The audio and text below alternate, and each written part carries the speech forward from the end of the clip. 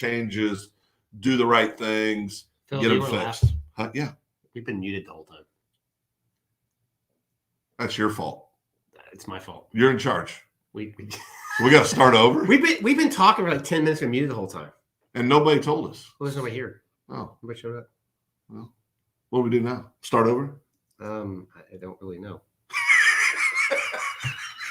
I just looked around and go, why the hell are we muted? Did I do that? Or did it happen when we... It might have happened when I touched the mouse. It's probably me. I'll take credit. I'll take the blame. I'm a technology geek. So what are we going to do? So let's talk about, so today we're going to talk about the 5 things you can do to improve inflation in your business. I'll edit this later. It'll be fine. We're going to go through them real quick, and then we'll talk about them. That's funny. The look on your face. Phil, we've been muted the whole time. I'm thinking, hell, we're about done. Do over. So we talked about inflation impact on, we were talking about inflation impact on businesses. The big thing is prices are going up. It's going to cost you. How are you going to stay alive? So the first thing that you can do is invest in yourself. And that is probably the most important thing you can do. And what we mean by that is sharpen your sword, understand what's going on in the market. Where can you make the best benefit? Where do you get the maximum bang for your buck? And we were talking earlier, but now we're unmuted, so we can really share this. We're getting this information. Big part of this, of these pieces of advice, these 5 things, come from Warren Buffett. All he's done is accumulate a worth of over $100 billion in his business career. And I'm going to read this. Said a couple months ago, Warren Buffett pointed out that inflation can pose a threat to business owners. He compared the challenges posed by inflation to running up a down escalator. That's a pretty good visual, right?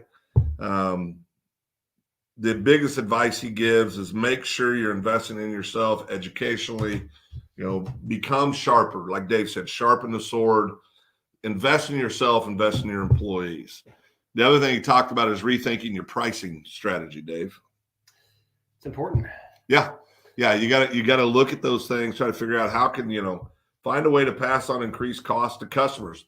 This is an unfortunate reality of inflation, right? Everything's more now. Price of fuel's through the roof, for your vehicles, to heat your home is through the roof. Beef cost. Price to feed your family is through the roof. Gasoline's 28% in the last year. Price of, and that's if you can get it, because we also have supply chain problems, which drive costs up.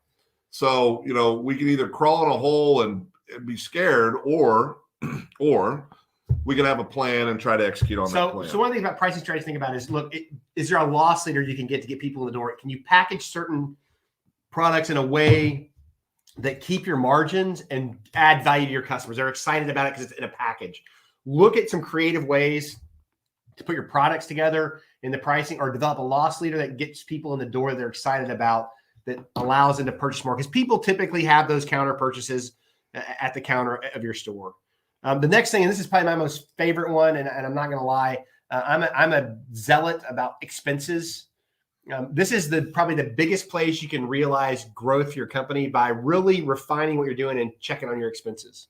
Yeah, you got to look at expenses. We've talked about historically some of the results we've had with some of our clients. We always find money. If you're not paying attention to your money's going to disappear. Yep. You're going to be spending on things you don't need. You're going to be over purchasing things. You're going to be, overtime. We talk about overtime all the time.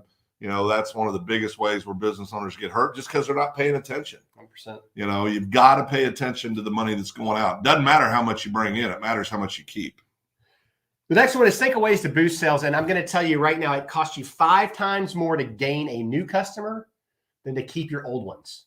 So if you're not focusing on your current customers, you need to do that now. You need to figure out how to get them in the door and sell them more. I'll tell you right now, and I've said it a few times, there's a cable company here in Oklahoma that does not get that.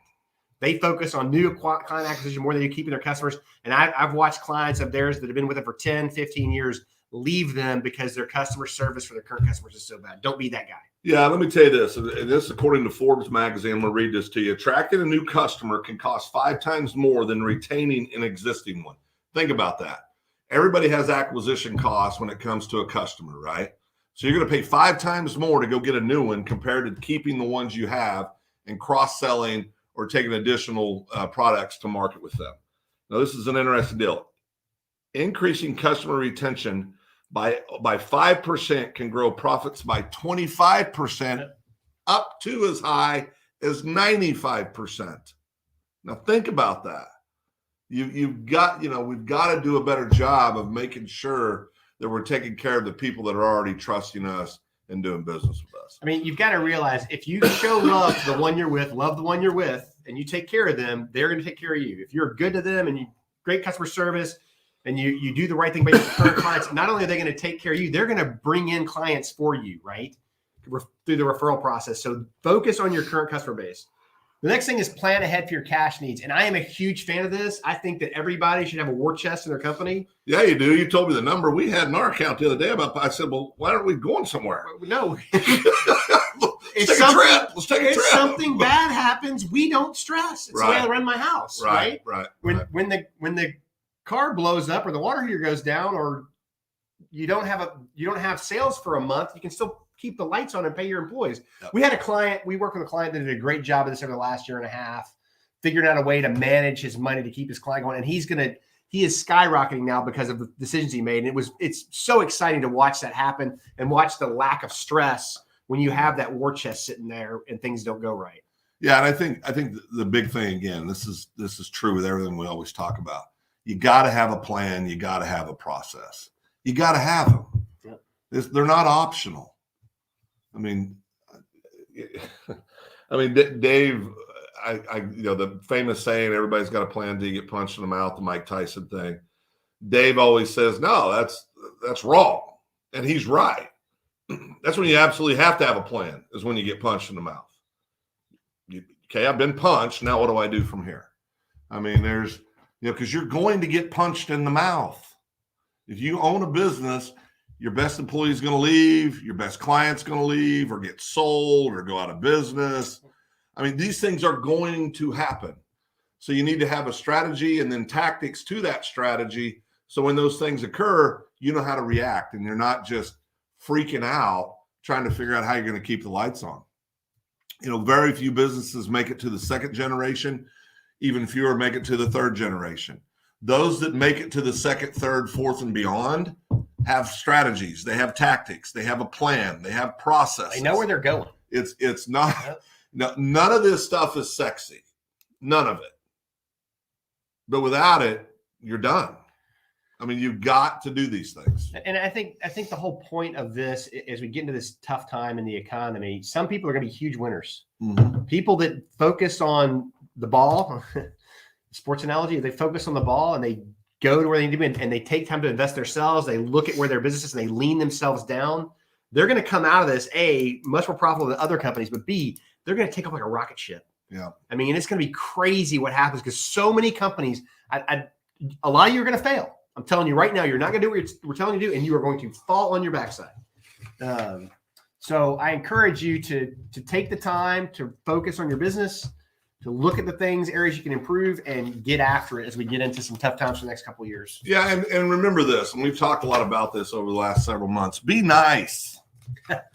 Just be freaking nice. It takes less effort to be nice than it does to be a jerk. Did you read my Bible plan today? Well, I think we're on the same Bible plan. So, but be nice. Seriously, be nice. You can disagree with folks. You can have different views. You can